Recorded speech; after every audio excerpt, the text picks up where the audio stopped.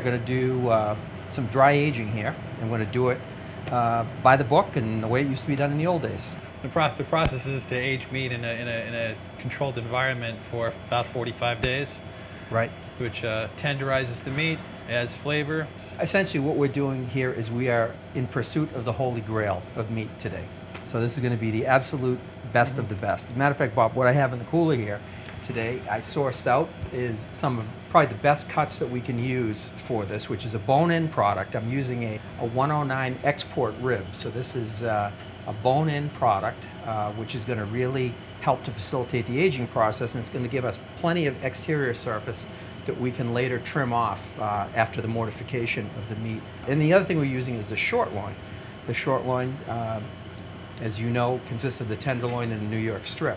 But most importantly, with these cuts, is we have today USDA prime beef, which represents only the top 2% of beef that's produced. So we have the finest cuts, we have actually the finest grade of that cut. So let's start by getting our meat out.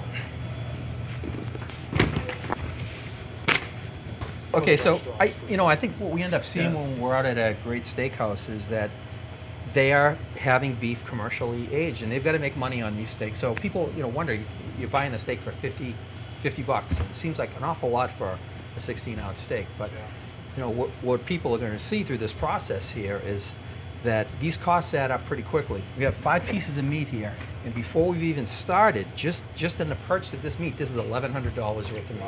We are likely going to lose at least 30% of this weight here. So we've got 58.8 pounds of short loin. And what have we got on the export ribs there? 30.2, I think. What we're going to end up doing is we'll weigh up each piece individually. We'll tag it with the starting weight.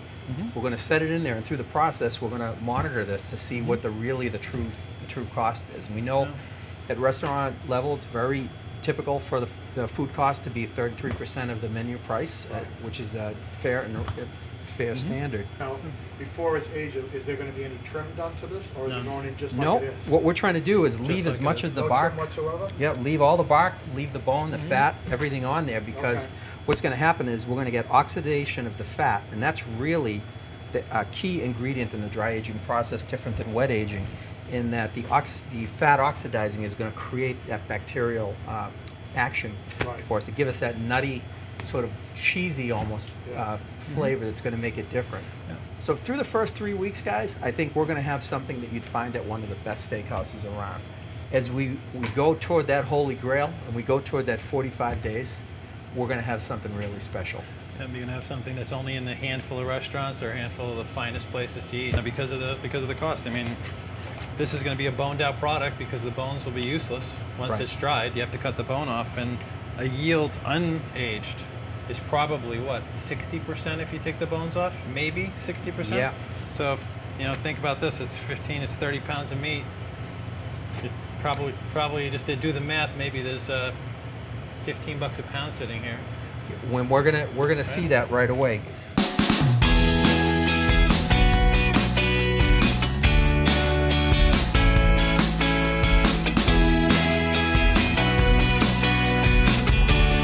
So what we're going to do first is we're going to weigh the beef, each individual piece, to see what the actual weight is, understanding that the yield comes from where it is today and what we paid for, basically, to what we're actually going to yield out of it in steaks once this process is finished.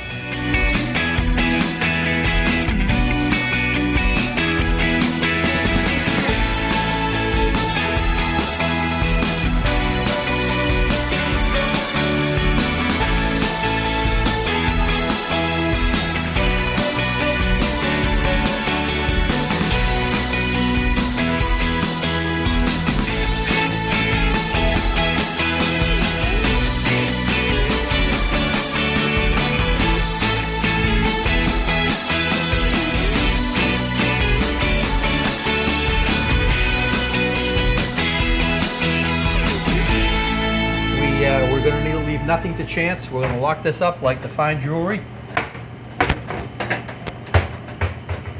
How wonderful is that one? It looks beautiful.